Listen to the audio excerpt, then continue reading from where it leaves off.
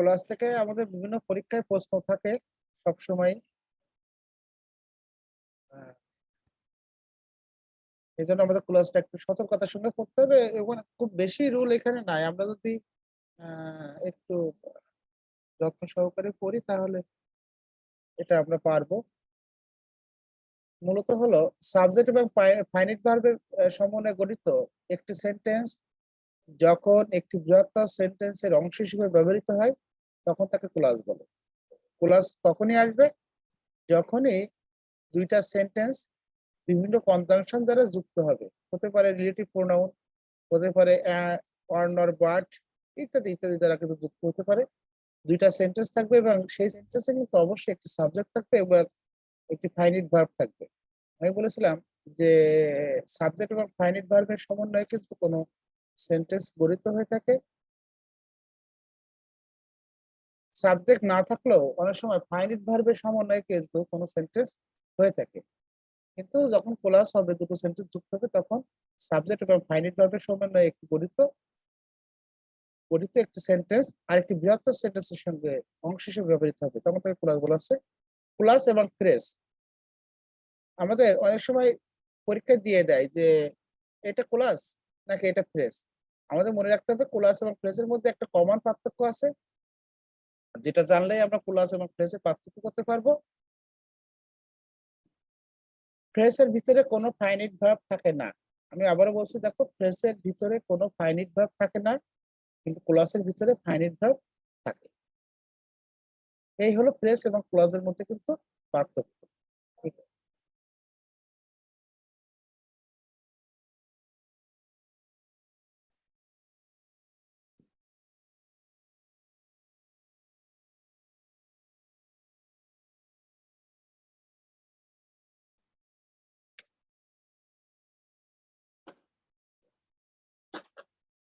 আমি আবারও বলছি, দেখো, ফ্রেজ এবং ক্লজের মধ্যে একটা কমন পার্থক্য হলো ফ্রেজের ভিতরে কোনো ফাইনাইট ভার্ব থাকে না। ফ্রেজ যে সেন্টেন্স থাকে সেই সেন্টেন্সের ভিতরে বা ফ্রেজের ভিতরে কোনো ফাইনাইট ভার্ব থাকে না, ক্লজের ভিতরে ফাইনাইট ভার্ব থাকে। ক্লজের ভিতরে অবশ্যই ফাইনাইট ভার্ব থাকতে হবে। যেমন হি gave me a gold chain. দেখো, এখানে কিন্তু দুটো সেন্টেন্স আছে। হি গেভ মি একটা, সে আমাকে দিয়েছে এ গোল্ড চেইন। এখানে বলা হচ্ছে কি এ গোল্ড চেইন, এটা একটি কি, এটা একটি ক্লাস নাকি ফ্রেজ, এইভাবে কিন্তু পরীক্ষা আসে। এখানে কিন্তু এ গোল্ড চেইন কিন্তু একটা ফ্রেজ, কারণ দেখো এ গোল্ড চেইন একটা আর্টিকেল আছে, একটা অ্যাডজেক্টিভ আছে, একটা নাউন আছে। এখানে কিন্তু কোনো ফাইনাইট ভার্ব নাই। ফাইনাইট ভার্ব না থাকার কারণেই এটি কিন্তু ক্লাস হতে পারেনি, এটা কিন্তু অবশ্যই ফ্রেজ। আমরা বুঝবো কি যে ফ্রেজের ভিতরে কোনো ফাইনাইট ভার্ব থাকবে না, কিন্তু ক্লজের ভিতরে অবশ্যই কি ফাইনাইট ভার্ব থাকবে। দ্বিতীয় দেখো আছে he gave me a chain which is made of gold. কি আছে? He gave me a chain which is made of gold. দেখো এখানে a chain which is made is gold. দেখো এ চেন একটা নাউন, হুইচ আছে W একটা word, এটা relative pronoun হিসেবে এখানে ব্যবহৃত হয়েছে। ইজ ফাইনাইট ভার্ব কিন্তু আছে, ইজ মেড ফাইনাইট ভার্ব কিন্তু এখানে আছে। তাহলে এখানে যেহেতু ফাইনাইট ভার্ব ব্যবহৃত হচ্ছে, তাহলে কিন্তু a chain which is made of gold, এই টোটাল যে সেন্টেন্স এটাকে কিন্তু ক্লজ বলা হবে। তাহলে দেখো উপরে যে সেন্টেন্স ছিল এ গোল্ড চেইন, যেখানে কোনো ফাইনাইট ভার্ব ছিল না, এই জন্য এটা phrase. A chain which is made of gold, এখানে কিন্তু ফাইনাইট ভার্ব আছে, এই জন্য কিন্তু এটাকে কিন্তু ক্লজ বলা হয়। তাহলে আমি আবারও বলি, মানে বিষয়টা অনেক গুরুত্বপূর্ণ একটি বিষয়, এই জন্য তোমাদের আবারও বলি, ফ্রেজের ভিতরে কোনো ফাইনাইট ভার্ব থাকবে না, কিন্তু ক্লজের ভিতরে কিন্তু ফাইনাইট ভার্বের উপস্থিতি থাকবে। গঠন প্রকৃতি অনুযায়ী ক্লাসকে আমরা তিনটি ভাগে ভাগ করে থাকি। একটা হলো প্রিন্সিপাল ক্লাস, একটা হলো সাবঅর্ডিনেট ক্লাস। আমরা কিন্তু এই দুটি ক্লাস সম্পর্কে খুবই অবগত এবং সবাই জানি। আর শেষে হলো কোঅর্ডিনেট ক্লাস। প্রথমে প্রিন্সিপাল ক্লাস, সাবঅর্ডিনেট ক্লাস আর কোঅর্ডিনেট ক্লাস। আমরা প্রথমে আজকে ক্লাসের যে ক্লাসিফিকেশন আছে এবং বিভিন্ন ক্লাসের এগুলো সম্পর্কে জানবো আমরা পরবর্তী দিন। কিছু রুলে চলে যাব। আমরা প্রথমে আসি প্রিন্সিপাল ক্লজটা কি। যেসব ক্লজ তাদের অর্থ প্রকাশের জন্য অন্য কোনো ক্লজের উপর নির্ভরশীল নয়, অর্থাৎ অন্য কোনো ক্লজের ব্যবহার বা সাহায্য কিন্তু এখানে লাগবে না, তাদেরকে প্রিন্সিপাল ক্লজ বলে। প্রিন্সিপাল ক্লজকে আবার মেইন ক্লজ বা ইন্ডিপেন্ডেন্ট ক্লজও বলা হয়ে থাকে। আমরা একটি সেন্টেন্সে যাই, সেখান থেকে বুঝতে আমাদের সুবিধা হবে। এখানে দেখো একটি সেন্টেন্স,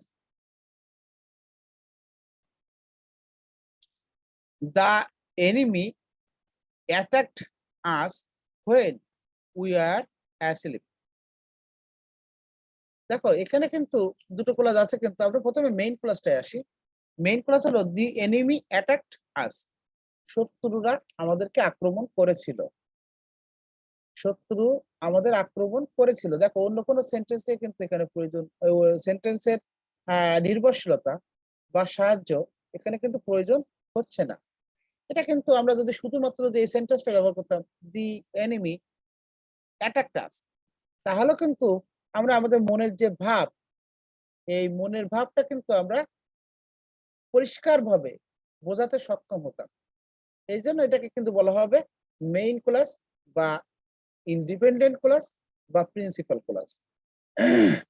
দেখো এখানে লিখে এখানে এই সেন্টেন্সটির ক্ষেত্রে দ্য এনিমি অ্যাটাকড আস, এটি ক্লাসটি হলো প্রিন্সিপাল ক্লাস। এই ক্লাসটি কেন প্রিন্সিপাল ক্লাস আমি আবারও বলি।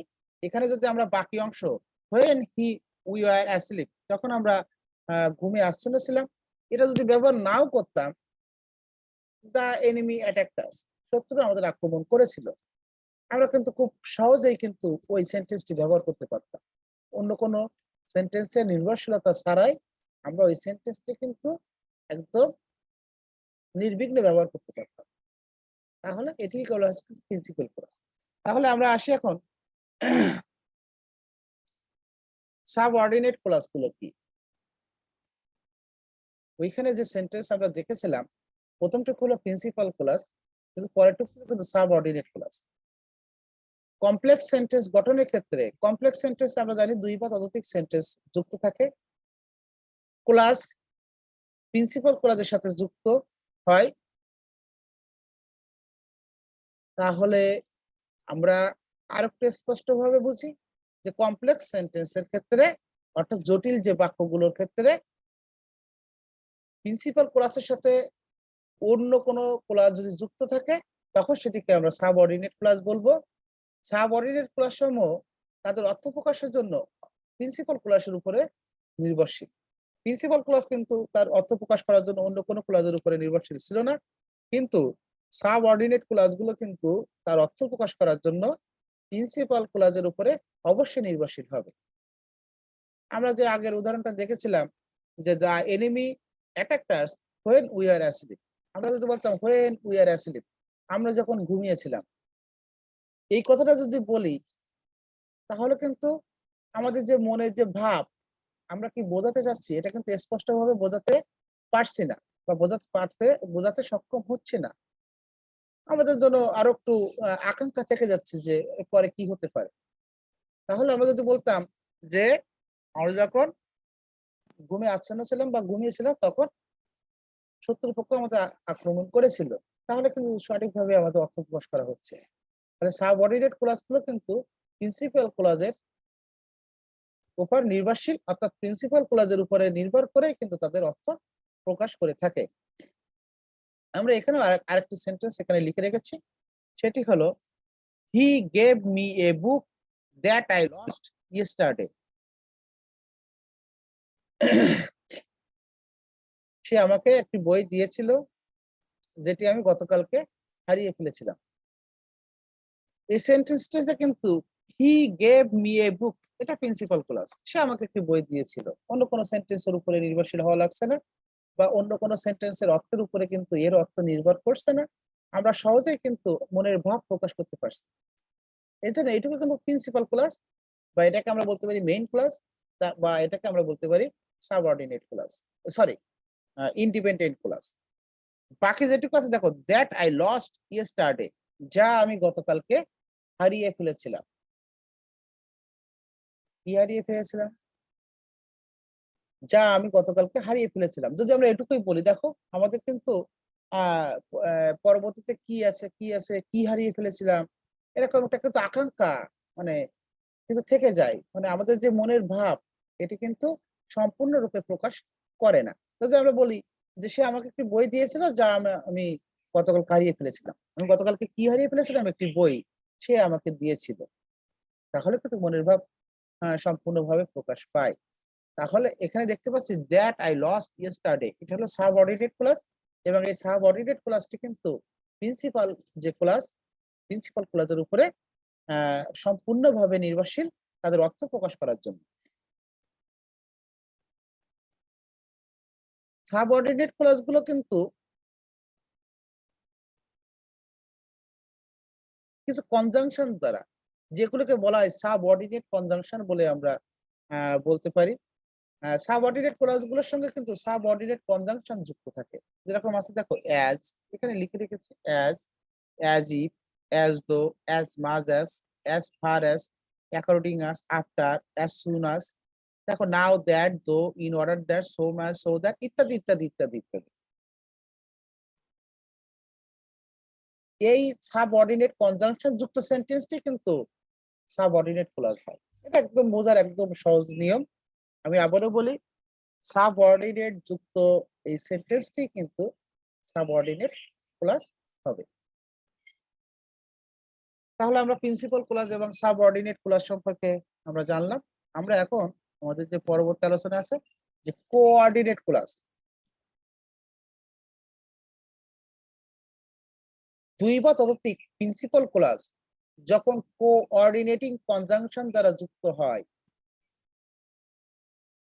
দুই বা ততোধিক প্রিন্সিপাল ক্লজ যখন কোঅর্ডিনেটিং কনজাংশন দ্বারা যুক্ত হয় হয়ে একটি কম্পাউন্ড সেন্টেন্স গঠন করে। তাহলে আমরা দেখলাম সাবঅর্ডিনেট ক্লজ গুলো কিন্তু কমপ্লেক্স সেন্টেন্স ছিল, আর যখন কোঅর্ডিনেট ক্লজ আসছে তখন এগুলো কিন্তু কম্পাউন্ড সেন্টেন্স হয়ে যাচ্ছে, তখন তাকে কোঅর্ডিনেট ক্লজ বলা হয়।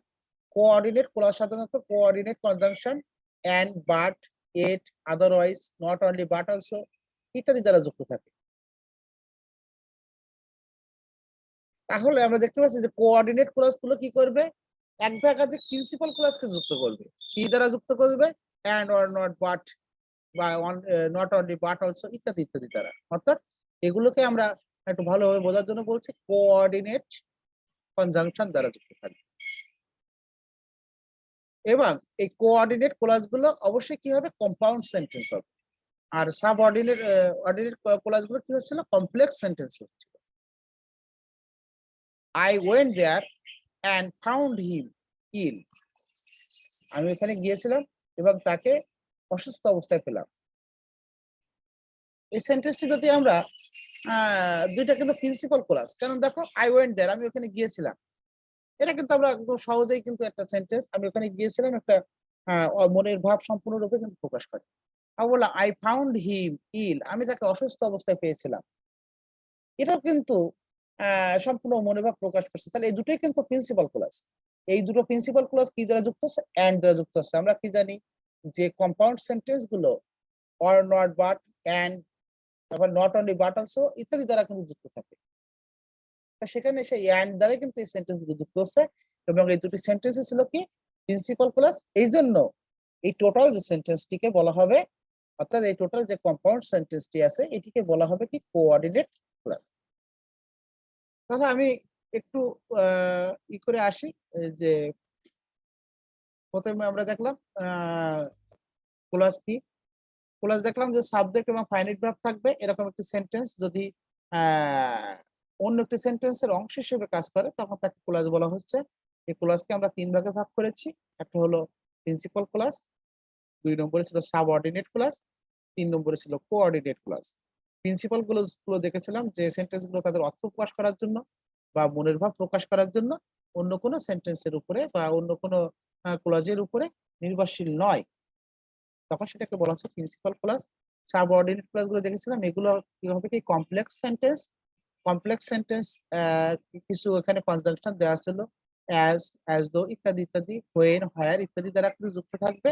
এবং আমি বলছিলাম যে এই যে সাবঅর্ডিনেটিং যে কনজাংশন যুক্ত সেন্টেন্সটি হবে সাবঅর্ডিনেট ক্লজ, এবং সংজ্ঞাগতভাবে বুঝতে গেলে আমাদের বলতে হবে যে সেন্টেন্সের অর্থ প্রকাশ করার জন্য প্রিন্সিপাল ক্লজের, যে ক্লজের অর্থ প্রকাশ করার জন্য প্রিন্সিপাল ক্লজের সাহায্যের প্রয়োজন হয়, তখন সেটিকে বলা হবে সাবঅর্ডিনেট ক্লজ। 3 নম্বরে আমরা আলোচনা করেছি কোঅর্ডিনেট ক্লাস সম্পর্কে। কোঅর্ডিনেট ক্লাস গুলো একটি কম্পাউন্ড সেন্টেন্স। আমরা জানি কম্পাউন্ড সেন্টেন্স গুলো অন অর বাট দ্বারা যুক্ত হয়। এই কম্পাউন্ড সেন্টেন্স বিভিন্ন সেন্টেন্সকে যুক্ত করে। এই কোঅর্ডিনেট ক্লাসের ক্ষেত্রে কিন্তু প্রিন্সিপাল ক্লজ গুলোকে যুক্ত করে। সেন্টেন্স গুলো কি হবে? প্রিন্সিপাল ক্লজে হবে, এবং সেগুলো কি হবে? কোঅর্ডিনেটিং কনজাংশন অর্থাৎ কম্পাউন্ড সেন্টেন্সের যে কনজাংশন গুলো আছে সেগুলো দ্বারা কিন্তু যুক্ত হয়। আমি আবারও বলি, and, or, not, but, not, or, but, ইত্যাদি। হ্যাঁ, বলো। এখানে 2 বা ততোধিক প্রিন্সিপাল ক্লজ, দুটো হ্যাঁ। প্রিন্সিপাল ক্লজ তো যুক্ত হওয়া আমরা উদাহরণ দেখছি, কিন্তু ততোধিক প্রিন্সিপাল ক্লজ কি যুক্ত হয়? হ্যাঁ, এটা কেন্দ্রিক।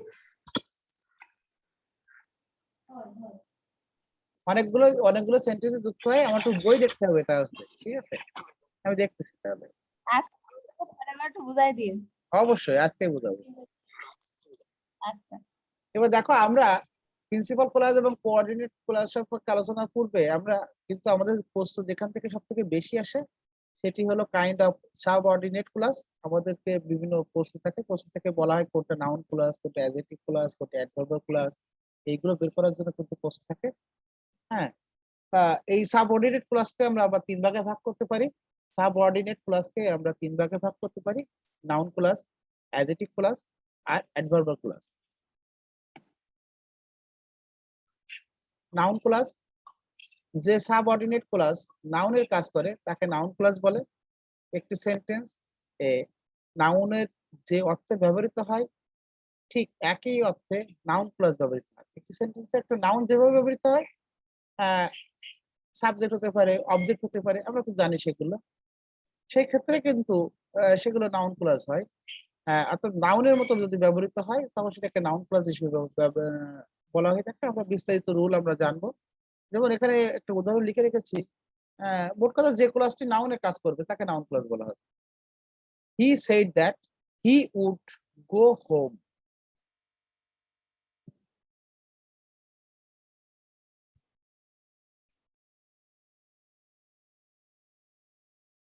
এখানে দেখো, দ্যাট হি গো হোম এটি একটি নাউন ক্লাস। নাউন ক্লাস সাধারণত who, whose, what, when, where, why, how, if, whether, that ইত্যাদি দ্বারা সূচিত হয় বা যুক্ত থাকে। যাই হোক, আমাদের নাউন ক্লজের সম্পর্কে যে বিস্তারিত রুলগুলো আছে এগুলো, আহ, অর্থাৎ এই যে বিভিন্ন ক্লজের নাউন, অ্যাডজেক্টিভ, অ্যাডভার্ব ক্লজগুলো কিভাবে বের করতে হয় তাদের যে রুলগুলো আছে এইগুলো নিয়ে আমি পরবর্তী ক্লাসে আলোচনা করব। আহ,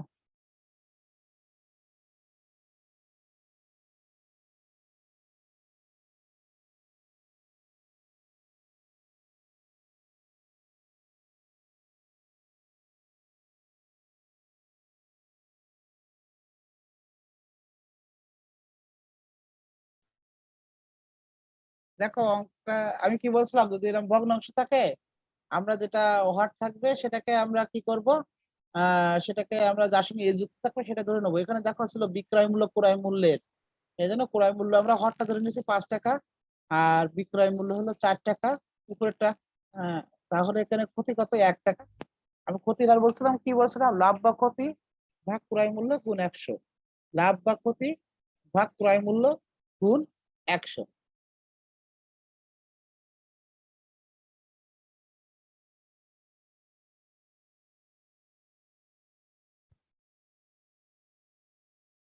আমি আবারও বলি,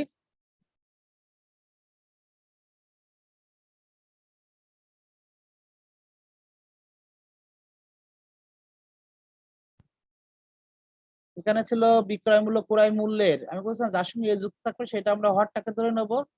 ক্রয় মূল্যের ছিল, ক্রয় মূল্যের সঙ্গে এ যুক্ত ছিল, এই জন্য ক্রয় মূল্য ধরলাম 5 টাকা, বিক্রয় মূল্য 4 টাকা। এখানে ক্ষতি 5 বিয়োগ 4 সমান সমান 1 টাকা। তাহলে ক্ষতির হার, আমি এটা ছোট সূত্র লিখে দিয়েছিলাম, লাভ বা ক্ষতি ভাগ ক্রয় মূল্য গুণ 100।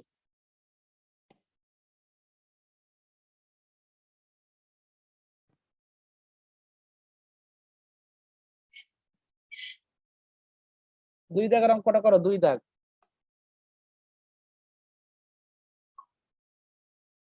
দাদা 300 টাকা। আচ্ছা গেল 300 টাকা। একটি গাড়ি 270 টাকায় বিক্রয় করাতে 10% ক্ষতি হয়, গাড়ি ক্রয় মূল্য কত?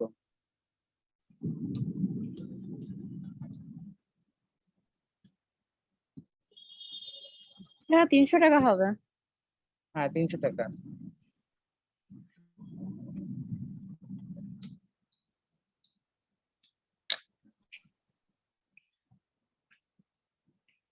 কিভাবে করলে তাই বলো। 10% ক্ষতিতে মানে 100 থেকে 10 বাদ দিলে 90। হ্যাঁ বিক্রয় 90%। মূল্য 90 টাকা। বিক্রয় দাদা মূল্য হইছে। 90 টাকা হলে ক্রয় মূল্য 100 টাকা। 1 টাকায় কত? 270 টাকায় কত? ও আচ্ছা আচ্ছা, দাদা ঠিক আছে। 270 100/90। 270 গুণ 100/90, আমি এই কথাই বলছিলাম আর কি। ওই যে ক্রয় মূল্য বিক্রয় মূল্য থেকে ক্রয় মূল্য আনতে গেলে উপরে 100 দিয়ে দিয়েছি, আর যেটা লাভ বা ক্ষতি সেটা নিচে। আমি বলছিলাম যে আমরা একটু শর্টকাটে করার চেষ্টা করব। তোমরা যেটা করছো সেটা ঠিক আছে, মানে 100% রাইট, এবং সময়ও কম লাগবে, খুব বেশি সময় লাগবে তা না। কিন্তু আমি তোমাদের গতকালকে বলছিলাম, যখন ক্রয় মূল্য থেকে বিক্রয় মূল্যে যাব তখন 100 নিচে থাকবে, আর লাভ করলে যোগ করে উপরে বসবে, আর ক্ষতি হলে বিয়োগ করে উপরে বসবে। আর যখন বিক্রয় মূল্য থেকে ক্রয় মূল্যের দিকে আসবো তখন কিন্তু ওই 100 উপরে যাবে। যদি লাভ হয় তাহলে যোগ করে 100 সঙ্গে যোগ করে সেটা নিচে বসাবো। যদি ক্ষতি হয় 100 থেকে বিয়োগ করে সেটা নিচে বসাবো। এখানে ছিল কিন্তু 10% ক্ষতি, এই জন্য দেখো বিক্রয় মূল্য ছিল 270, আমরা বিক্রয় মূল্য থেকে ক্রয় মূল্য যাবো, এই জন্য বিক্রয় মূল্য গুণ উপরে 100 বসাইছি, আর নিচে দেখো ওই 10% ক্ষতি ছিল বলে 100 থেকে 10 কিন্তু বিয়োগ করে দিচ্ছি। তাহলে আমাদের এক লাইনে কিন্তু উত্তরটা চলে আসলো। আর দাদা যখন ক্রয় মূল্য থেকে বিক্রয় মূল্যে যাব তখন কি 100 নিচে আসবে? আর তখন 100 নিচে আসবে, এবং লাভ করলে যোগ করে সেটা হলো উপরে বসবে, আর ক্ষতি হলে সেটা বিয়োগ করে উপরে বসাবো। এক লাইনে আচ্ছা করবো দাদা। আমরা।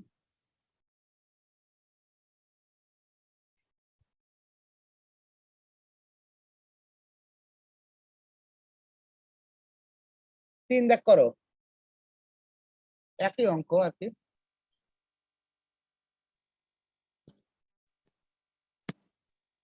50 টাকা হবে দাদা। 50 টাকা।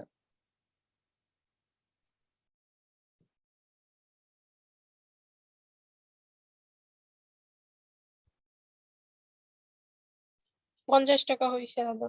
হ্যাঁ 50 টাকা, ঠিক আছে। এখানে হবে কত? 60 গুণ 100/120। 100/120।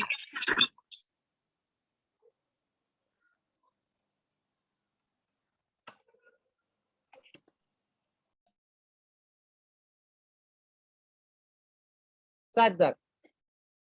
প্রতি ডজন কমলা 75 টাকায় কিনে প্রতি হেলি কত টাকায় বিক্রয় করলে 20% লাভ হবে?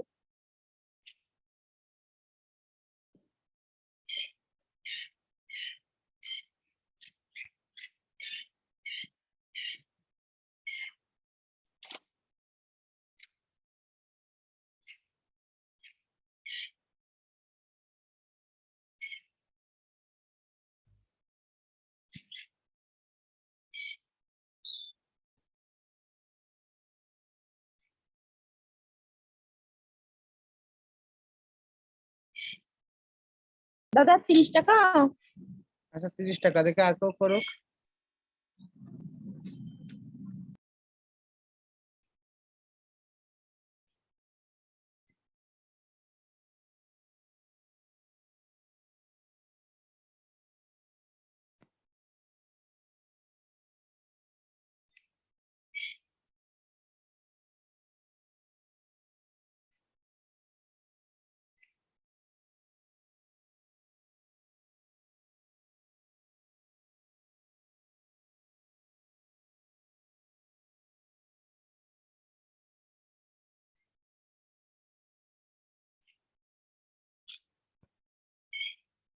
আর কারোর হয়েছে?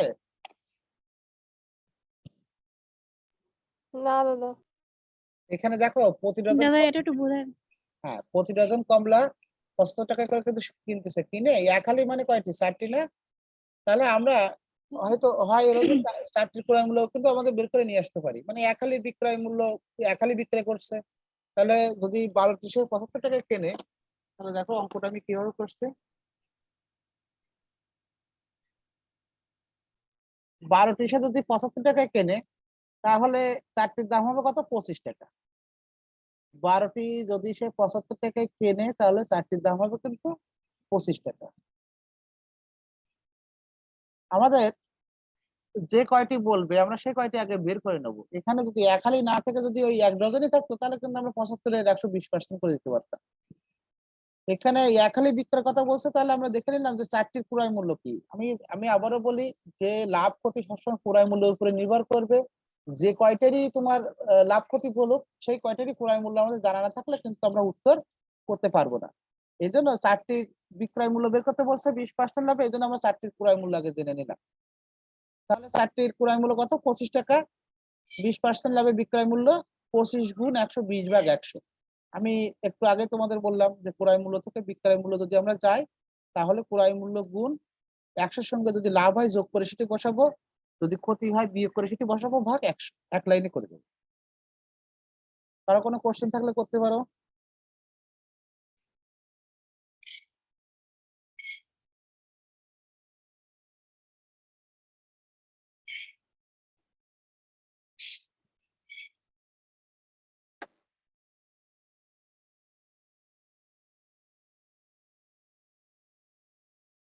যদি কোনো কোশ্চেন না থাকে তাহলে 5 দাগ করো।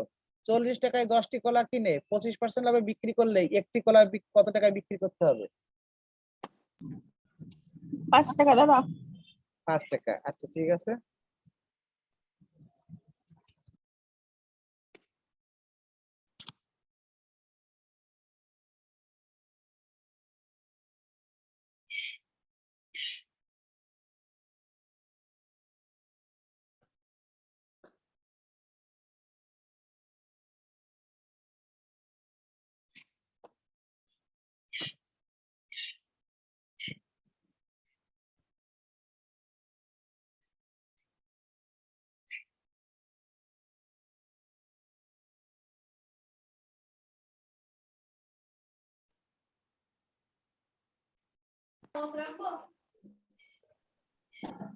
দাদা 5। হ্যাঁ 5।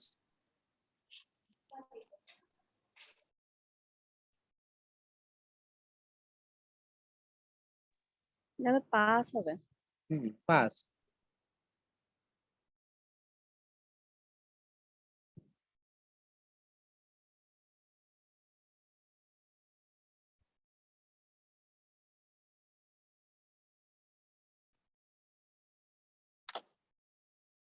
রাখি কি পারছো অঙ্কটা? না দাদা। দেখো তাহলে আমাদের এখানে বলছিল কি যে একটি কলার বিক্রয় মূল্য বের করতে, তাহলে আমরা 10টি কলার ক্রয় মূল্য যদি 40 টাকা হয় তাহলে আমরা একটি কলার ক্রয় মূল্য বের করে নিলাম। একটি কলার ক্রয় মূল্য কত? 60 টাকা। 10টি কলার ক্রয় মূল্য যদি 40 টাকা হয় আমরা একটি কলা ক্রয় মূল্য বের করে নিলাম 4 টাকা। তাহলে 25% লাভে রাখি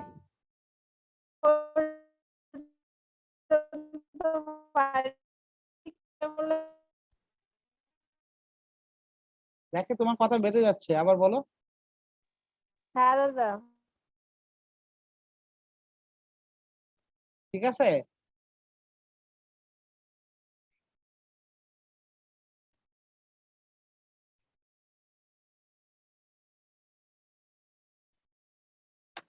রাখি কি বুঝতে পারছো?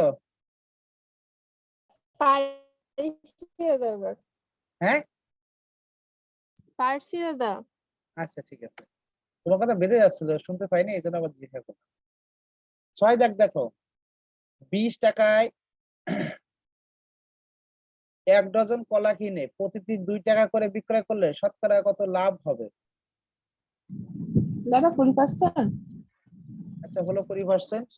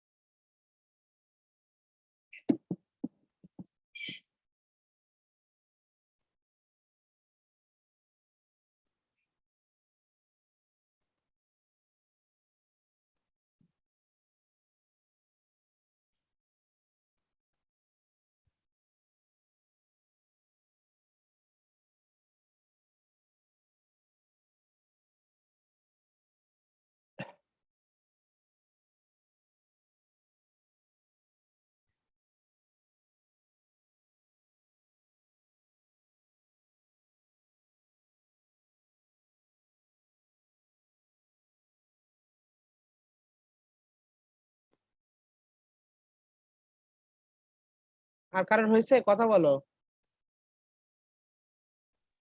না দাদা। না দাদা হচ্ছে না তো।